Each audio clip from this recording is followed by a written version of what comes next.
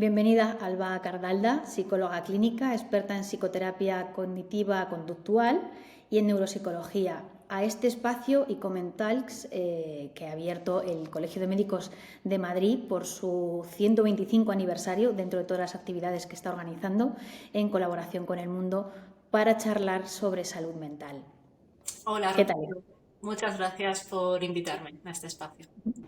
Comunicarse bien en persona es difícil, pero tenemos que añadir a la ecuación ahora las pantallas, las redes sociales. En el trabajo pues nos escribimos por mail o hacemos videoconferencias a nivel personal, tanto para conocer gente nueva como incluso a nivel familiar. ¿Cómo es en este caso una buena comunicación y cómo manejamos cosas tan claves como la intencionalidad o el tono cuando tenemos una pantalla de por medio? ¿Esa pantalla es un obstáculo o puede ayudar a veces? Esa pantalla suele ser un obstáculo porque nos limita, nos quita toda la parte paralingüística, es decir, el tono, la velocidad, el volumen con la que hablamos y también lo gestual, que a veces llega incluso a ser el 80% del mensaje que transmitimos, ¿no? Entonces, al eliminar todo esto, dificulta que la comunicación sea buena. Una de las claves que podemos utilizar cuando hay pantallas de por medio es explicar literalmente la intención de nuestro mensaje, de nuestro email, de lo que queramos transmitir, la vía que estemos utilizando, decir literalmente cuál es esa intencionalidad. Y si depende del contexto, también es importante tener en cuenta el contexto. Podemos utilizar emoticonos. Los emoticonos se crearon para poder poner la gestualidad que nos faltaba al escribir en esos mensajes, ¿no? Y los emoticonos y los GIFs, que al final los GIFs también dan mucha riqueza al mensaje. Porque un mensaje, por ejemplo, tengo mucho trabajo con una carita sonriente o entusiasmada, pues algo muy positivo. Tengo mucho trabajo con una carita llorando, dice otra cosa totalmente diferente. Evitar ambigüedades o evitar dobles sentidos también es recomendable cuando estamos hablando de comunicación con pantallas de por medio, porque como las ambigüedades, las bromas, los segundos sentidos se entienden mucho si hay un cierto tono, al perder ese tono cuando nos comunicamos con pantallas, quizá la otra persona lo está entendiendo literalmente y a lo mejor lo que nosotros queremos es ser sarcásticos y ahí no se hace una buena comunicación. Esta comunicación mediada por la tecnología se da especialmente entre los jóvenes, una etapa pues especialmente compleja, llena de cambios y pues en la que es más difícil precisamente comunicarse, por ejemplo, con los adultos. ¿Cómo podemos conectar con los jóvenes para hablar de cualquier cosa en general y en particular de salud mental? Los jóvenes necesitan tener espacios seguros donde se puedan expresar sin sentirse juzgados, sin sentirse criticados, sin que sean reñidos por lo que expresan o por las dudas que tengan. Y cuando el adolescente o el joven se siente en confianza, puede empezar a expresar sus dudas. Y a raíz de esas dudas se genera esa comunicación o ese diálogo donde se van dando respuestas a esas dudas, donde se pueden ir explicando cosas sobre salud mental, sobre sexualidad, sobre drogas, temas que normalmente a los adultos quizá les cuesta abordar con los jóvenes, pero se trata de normalizar completamente cualquier tema del que es necesario hablar y del que es necesario conversar, siempre sin ese juicio o sin esa crítica hacia el joven. Que si ha hecho algo, como por ejemplo pues probar alguna droga o lo que sea, nos lo pueda explicar para que nosotros le podamos ayudar. Y eso se consigue no regañando o no castigando la sinceridad y la honestidad, sino premiándola. Y a pesar de que podemos hacerle una crítica, que sea una crítica que sea constructiva. Después también una herramienta súper necesaria, y ya no solo con los jóvenes, ¿no? También con los adultos, pero es poder utilizar el sentido del humor a la hora de hablar cualquier tema. Porque al final el sentido del humor es una herramienta que te hace aprender muchísimo, recordar las cosas de otra manera. Al final, el sentido del humor lo que nos hace gracia es algo que choca con las expectativas que tenía el cerebro, ¿no? Y al romper con esas expectativas, al cerebro le genera una emoción y una reacción, que es la risa. Todo lo que pasa por la emoción se aprende con muchísima más facilidad que lo que no pasa por la emoción. Mm. ¿Es necesario estar en las redes sociales para, que es como su medio natural, para poderse comunicar con los jóvenes? Tú tienes una cuenta de TikTok con, lo tengo por aquí apuntado, 349.800 seguidores, bueno, 350.000 prácticamente. Entiendo que como profesional es una manera muy buena de acercarte a ese público más joven, pero ¿qué pueden hacer los padres? ¿Se tienen que abrir una cuenta en TikTok o en otra red social? Pues mira, yo te diría que todo lo contrario. Al final muchos padres y madres con cuentas de TikTok pasan más tiempo pasando vídeos en TikTok que dedicándoselos a su hijo y eso lo vemos en el día a día. Y precisamente lo que necesitan sus hijos es tiempo que sus padres les dediquen a ellos, ¿no? No hay que abrirse ni una cuenta de TikTok ni una cuenta de ninguna red social. Hace falta que los padres, el resto de adultos que forman parte de la vida de ese niño, de ese joven, dediquen tiempo de calidad con él o con ella. En tu libro, Cómo mandar a la mierda de forma educada, hablas de poner límites y de decir no con asertividad. ¿Cómo se manda a la mierda de forma educada? ¿Cuándo se deja de ser educado? Pues como decía, ¿no? Hay muchos estilos y maneras de mandar a la mierda. Se puede hacer al más puro estilo Fernando Fernán Gómez, que no es precisamente el más educado, pero se puede hacer de formas más sutiles. De todas maneras, yo creo que cuando llegamos al punto de tener que mandar a la mierda es porque ya se nos han cruzado muchos límites y de forma repetida.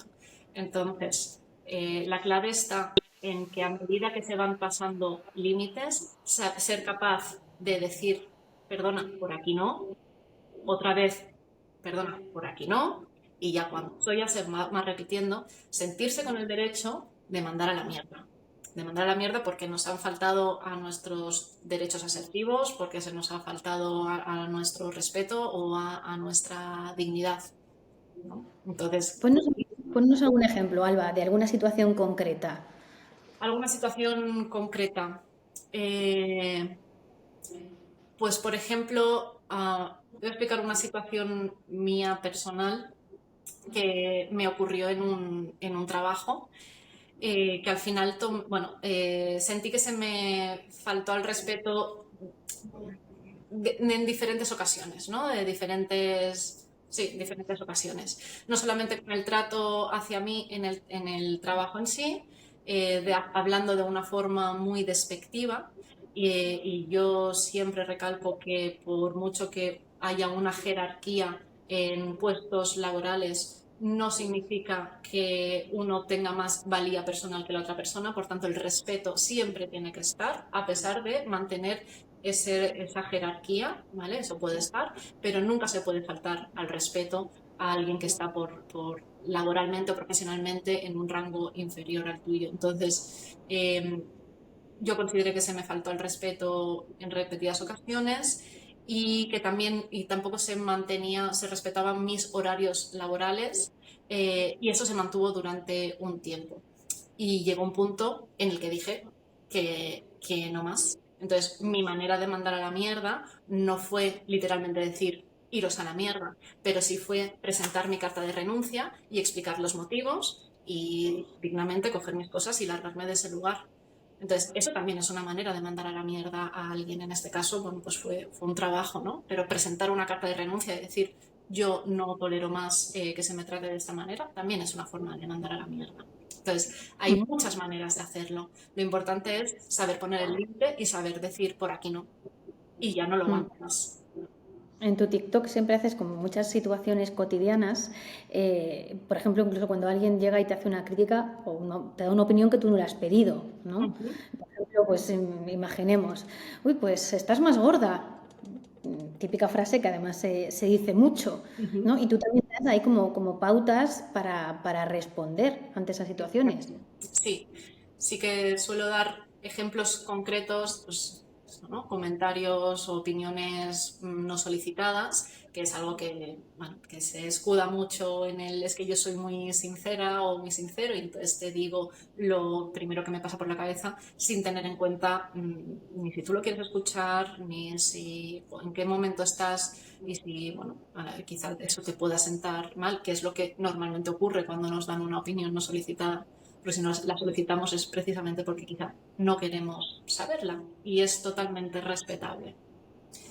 Entonces ahí pueden utilizar este tipo de estrategias para poner límites. Y si se repite varias veces, la persona no hace caso de lo que nosotros le estamos expresando, que no nos gusta, pues llega un punto en que es lícito mandar a la mierda, de una forma más literal o menos literal, ¿no? Pero totalmente lícito.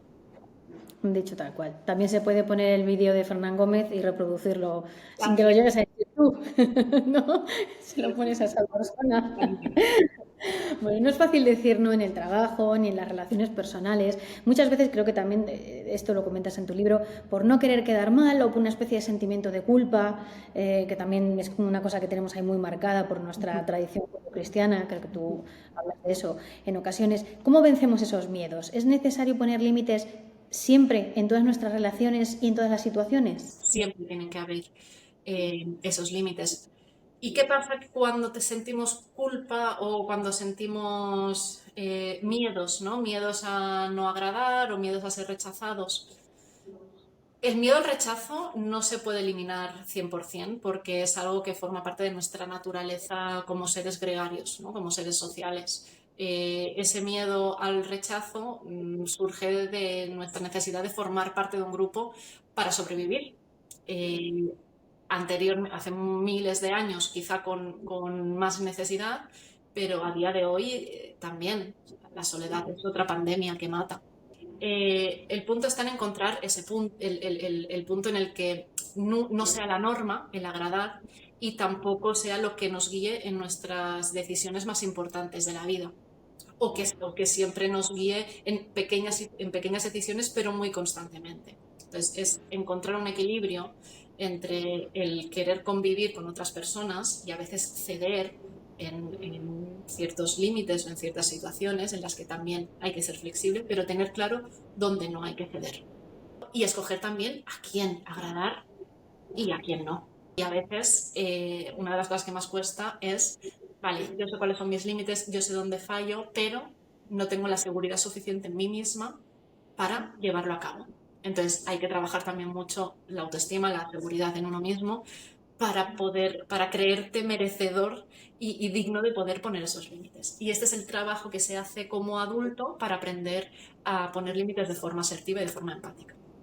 Entiendo que ese equilibrio también es diferente según la persona que tengamos como interlocutora. Es decir, hay personas a las que estás dispuesta a lo mejor a soportar más cosas o ser más flexible, como tú decías, y hay personas para las que no, mira, yo no paso ni una. Exacto, exacto. Y es totalmente lícito también, ¿no? No tenemos la misma relación con una persona que con otra. O sea, a veces hacemos cosas por personas con las que tenemos un vínculo muy fuerte, con la que esa persona pues siempre ha estado ahí, también siempre nos ha ayudado cuando lo hemos necesitado, ¿no? Entonces, probablemente tengamos un comportamiento distinto con esa persona y tengamos una flexibilidad mayor, le pasamos cosas que quizá no le pasaríamos a otras personas que nunca han hecho nada por nosotros o nos han tratado con dureza en alguna situación.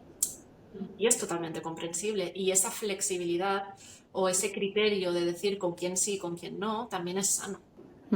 En la adolescencia es mucho más difícil aún poner límites. Los padres a los hijos, porque es una etapa de desafío muchas veces y de rebeldía, ¿no? contra el mundo adulto, y entre los mismos jóvenes, lo apuntabas antes, ¿no? Esa necesidad del ser humano, que yo creo que en los adolescentes está más marcada, de pertenencia a un grupo, de encajar, de no sentirte fuera de lugar. ¿Cómo pueden los padres ayudar a sus hijos adolescentes a poner límites? ¿Y qué herramientas podemos enseñarles a los jóvenes para que sepan decir no? Ahí, sobre todo, es una crianza que fomente la seguridad en ellos mismos y que estén colmados de mucho amor para que no tengan la inseguridad de que si no pertenecen a un grupo les va a faltar ese amor.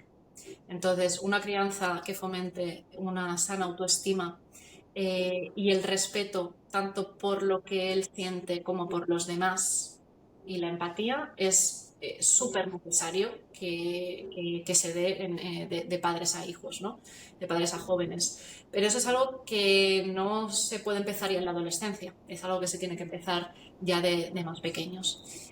Entonces, la clave, además de este estilo de crianza, y de fomentar esa empatía, también es poder darles esos espacios que hemos comentado antes, unos espacios de seguridad donde el joven tenga la confianza en nosotros como adultos para explicarnos qué es lo que le está pasando en su vida, en qué encrucijada se está sintiendo. Alba Cardalda, muchísimas gracias por compartir tu tiempo con nosotros dentro de estas actividades, estas jornadas de ICOMEN Talks en las que hablamos de salud mental, organizadas por el Colegio de Médicos de Madrid en colaboración con El Mundo. Muchísimas gracias. Muchas gracias a vosotros, Rocío.